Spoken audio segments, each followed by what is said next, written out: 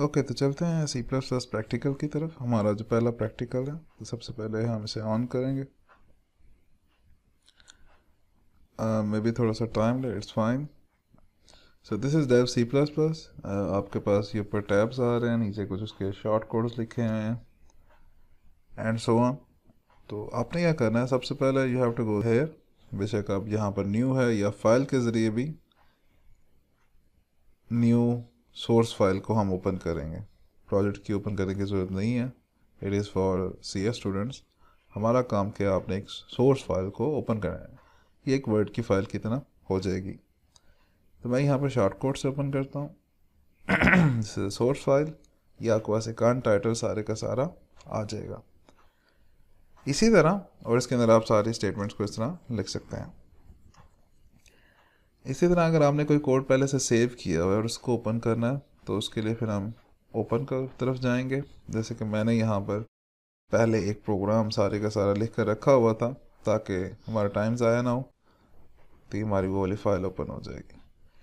तो ये वही फाइल, ये वही प्रोग्राम है जिसके बारे में अभी पढ़ रहे थे। तो यहाँ पर देखें कि आईडीई में लिखने का फ़ायदा क्या है, कि जितना भी आपका टेक्स्ट है ये सारे का सारा किस तरह शो हो रहा है, लाइट ब्लू के अंदर। तो प्रोग्राम को देखते सार ही आपको पता चल जाएगा कि जहाँ जहाँ पर लाइट ब्लू लिखा है, दीज आर द कमेंट्स। और जितनी भी प्री प्रोसेसर डायरेक्टिव्स हैं, अभी तो हमने एक ही यूज़ की है, तो इट इज़ अ ग्रीन। और देन उसके बाद जो इंट में जितनी भी प्रोग्रामिंग की कमांड्स हैं, वो सारी की सारी किस में है, ब्लैक में। जो स्पेशल सिंबल हैं, जैसे मेन के साथ ये दो ब्रैकेट्स आ रही हैं, स्मॉलर दैन, ग्रेटर दैन, या बॉडी की जो ब्रैकेट्स हैं, स्टार्टिंग एंडिंग कर्ली ब्रैकेट्स, और इंसर्जन ऑपरेटर्स वगैरह या कॉलन वगैरह, टर्मिनेशन जो स्टेटमेंट का पॉइंट होता है, दीज आर ऑल रेड, ताकि शुरू से देखते सारे एकदम हम उन्हें ईजिली पिक कर लें। और जो स्ट्रिंग ऑफ करेक्टर्स हैं, यानी कि जो आउटपुट स्टेटमेंट है, वो सारी की सारी किस में है, डार्क ब्लू के अंदर। तो दिस इज़ इट। अब हम इसका रन करेंगे। तो यहाँ पर इसका थोड़ा रन करने का स्टाइल जो है, अगर आप यहाँ पर देखें ऊपर, तो जहाँ पर ये थोड़ा सा विंडो टाइप बना हुआ है, इसमें 4 खिड़कियाँ हैं, this is a one window. ये चारों खिड़कियों को हमने इकट्ठा कर दिया हुआ है। हमारा मेन कंसर्न इन 3 के साथ है। This is a compile. अगर आप इस बटन को दबाएंगे तो ये सिर्फ कंपाइल करेगा और इसे रन नहीं करेगा। यानी कि कंपाइलिंग में क्या है कि एरर्स वगैरह को चेक करेगा और इसके जो सोर्स कोड है उसको मशीन कोड में चेंज करेगा। And the next step is run.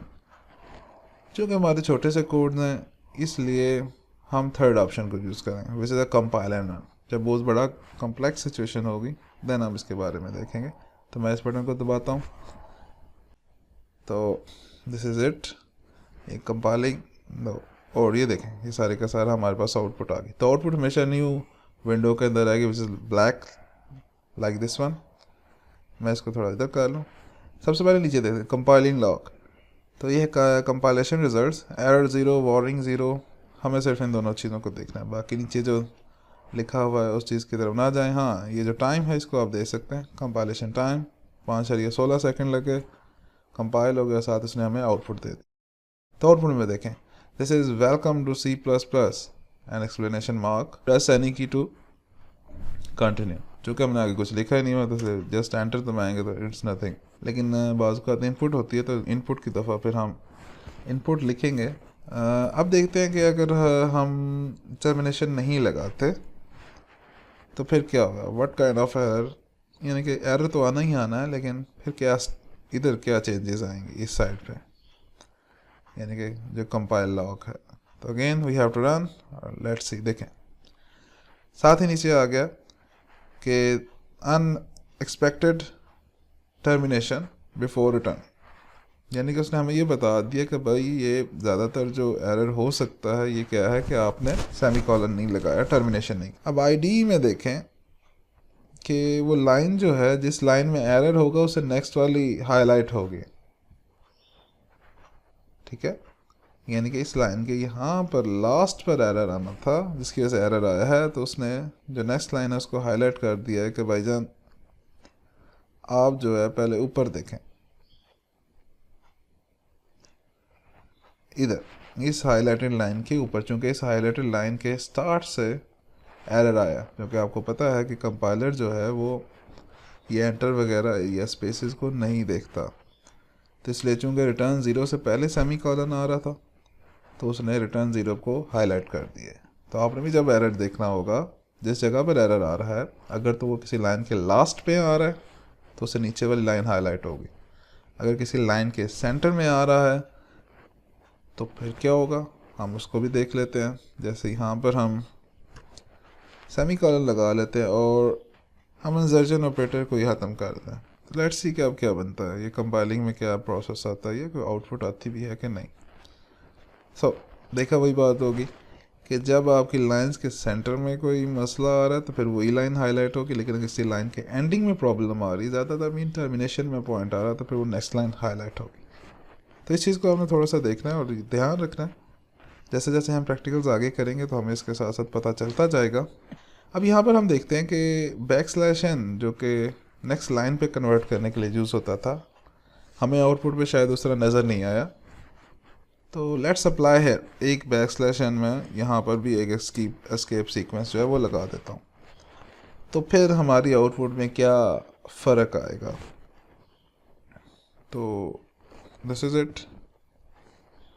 अब ज़रा देखें कि it is welcome to backslash n उसे नई लाइन पे कन्वर्ट कर दिया और नई लाइन के बाद चूँकि यहाँ पर स्पेस थी तो इधर भी स्पेस आई, and then C++ and so on. इस लाइन को लिखने, इसी सेम आउटपुट लेने के लिए सेकंड वे क्या हो सकता है कि बजाय कि हम बैकस्लैश n लगाएं, द सेकंड स्टाइल इज़, मैं इसको कमेंट कर देता हूँ और इसी लाइन के नीचे लिख देता हूँ। तो अगर हमने सेम आउटपुट चाहिए तो उसका स्टाइल क्या होगा कि हम लाइन को दो दफ़ा दो स्टेटमेंट्स में आउटपुट को लिख लें। तो फर्स्ट स्टेटमेंट जो है, this is welcome to std cout and again C++ exclamation mark and this one। अब देखते हैं कि अगर हम दो स्टेटमेंट्स में लिखें तो तब क्या रिजल्ट आए, क्या ये दो अलग-अलग लाइंस में आएगा या फिर ये एक ही लाइन में आएगा। तो लेट्स सी। ओके, उसने कहा कि यहाँ पर एरर आ गया चूँकि आपने डबल कोटेशन मार्क्स नहीं लगाए, फाइन। तो यहाँ पर अगर आप देखें, बेशक हमने दो स्टेटमेंट्स लिखी हैं, लेकिन वो क्या कर रहा है, वेलकम टू C++। चूँकि हमने कोई एस्केप सीक्वेंस नहीं लगाया बैकस्लैश n, तो उसने क्या किया, पहले उसने वेलकम टू को प्रिंट किया है और उसके बाद उसने अगली लाइन को एग्जीक्यूट किया है और स्पेस C++ सॉल्यूशन मार्क को प्रिंट किया। तो इस तरह आप इसे से ये भी सीख सकते हैं कि आप मल्टीपल आउटपुट्स के ज़रिए एक ही लाइन में प्रिंटिंग भी कर सकते हैं, just for the sake of understanding, वरना तो कोई इस तरह नहीं करता। और सेकंड, हमने यहाँ से ये सीखा कि अगर आपने लाइन को दो हिस्सों में प्रिंट करना है then you have to use backslash n, mean यहाँ पर भी हमें बैकस्लैश n लगाना पड़ेगा एंड हियर आल्सो। अब देखते हैं कि क्या रिजल्ट आता है। सो दिस इज़ द रिजल्ट, जो कि पहले हमने एक ही लाइन के ज़रिए अचीव किया और अब हमने दो स्टेटमेंट्स के ज़रिए। तो जैसे जैसे हम आगे इसका यूज़ टू होते जाएंगे, तो हमने जो पहले स्ट्रेटजी अप्लाई की थी, this is welcome to C++ backslash n, हम इसको इसी तरह यूज़ करेंगे इंस्टेड के हम ज़्यादा स्टेटमेंट्स लिखें। तो होप सो आपको जो आपका फर्स्ट प्रोग्राम है उसकी समझ आ गई होगी, जो बेसिक इसके अंदर हमने एक दो चीज़ें सीखी हैं। अगर स्टिल इसमें कोई प्रॉब्लम या इशू आ रहे हैं तो यू कैन डिस्कस